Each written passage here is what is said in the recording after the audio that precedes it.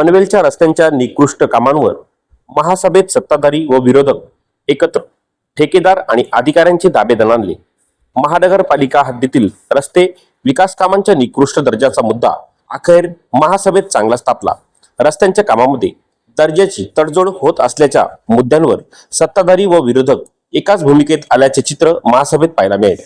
सभागृह नेते ॲडव्होकेट प्रकाश बिनेदार यांनी रस्ते विकास कामांच्या दर्जांवर थेट प्रश्न उपस्थित करताना ठेकेदारांसोबतच संबंधित प्रशासकीय अधिकारी आणि कर्मचाऱ्यांच्या कर्तव्य जबाबदारीचीही चौकशी झाली पाहिजे अशी ठाम भूमिका मांडली। सन्माननीय स्थायी समिती सभापती मी आणि बाकीचे आमचे काही सन्माननीय सदस्य हे खारघर, कामठा, कळंबोली, पनवेल या ठिकाणी प्रत्यक्ष जाऊन पाहणी केलेली आणि त्याच्यामध्ये काही ठिकाणी चांगली झालेला जो उल्लेख केला तर काही ठिकाणी त्या कामांमध्ये फार मोठी तफावत या ठिकाणी निर्माण झालेली आहे। आता आपण जे 2025 पर्यंत जी तरतूद केली होती, 26 पर्यंत तरतूद केलेली आहे, ती तरतूद सगळी संपली।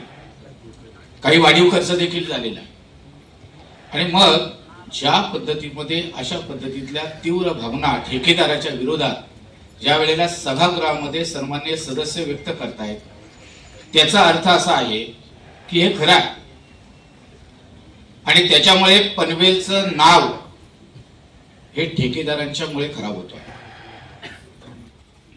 आणि जर त्याने चांगलं काम केलं असतं तर पनवेलचं नाव हे खड्डेमुक्त शहर म्हणून झालं असतं आणि त्यांच्यामुळे खड्डेयुक्त शहर म्हणून अशी प्रतिमा ही तयार होत चाललेली।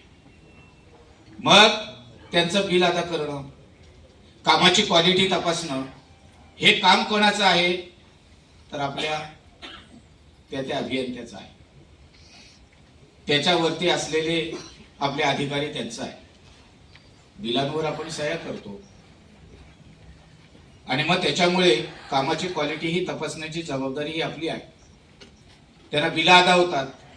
मग मला सांगा अध्यक्ष महोदय की प्रशासनाने या ज्या तीव्र भावना सन्मान्य सभागृहात सदस्यांनी मांडल्या आणि नाराजी व्यक्त केलेली आहे तर किती ठेकेदारांना प्रशासनाने नोटीस पाठवल्या आणि मग ज्या ज्या सन्मान्य सदस्यांनी ज्या ज्या कामांच्या संदर्भात या ठिकाणी तीव्र नाराजी व्यक्त केलेली आहे याची चौकशी होणं आवश्यक आहे।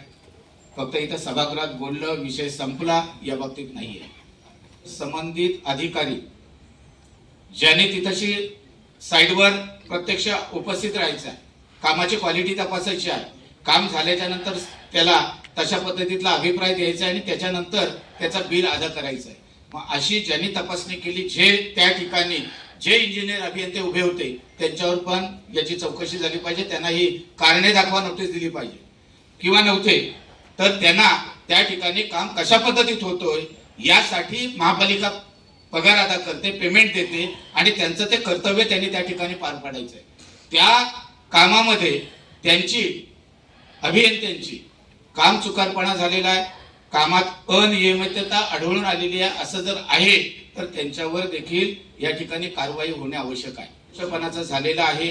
सगळे नागरिक या ठिकाणी अशा पद्धतीतली तीव्र नाराजी व्यक्त करत आहेत, सन्माननीय सदस्य तीव्र नाराजी व्यक्त करत आहेत तर अशा पद्धतीतली चौकशी झाली पाहिजे अशी मी आपल्याला विनंती करतो। आणि सर डीएलपी पिरियड सुरू आहे तरी ते काम करत नसतील तर त्यांना लेखी नोटीस जाऊन त्यांची सिक्युरिटी डिपॉझिट आपण जप्त करावी, त्यांना पुढील निविदे प्रक्रियेमध्ये भाग घेऊ न देण्याचा प्रस्ताव सादर करावा।